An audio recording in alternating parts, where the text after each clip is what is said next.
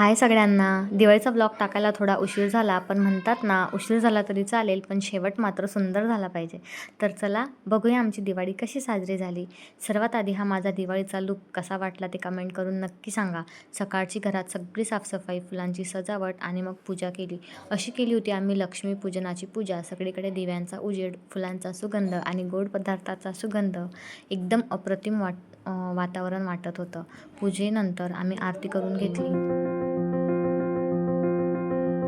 आणि आता आम्हाला जायचं होतं देवीच्या मंदिरात. मंदिर अगदी घराजवळ आहे. तिकडे पण खूप सुंदर लाईटिंग केली होती. सगळीकडे लोकांनी फटाके फोडायला सुरुवात केलेली होती.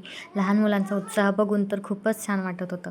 घरात परत आल्यावर थोडे फोटो सेशन झालं. इथे मी काही फॅमिली पिक्चर्स शेअर करत आहे. हे क्षण खरंच खूपच खास होतं.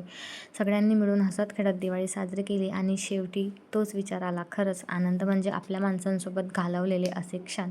व्लॉग आवडला असेल तर नक्की लाईक करा, कमेंट करा आणि चॅनलला सबस्क्राईब करा.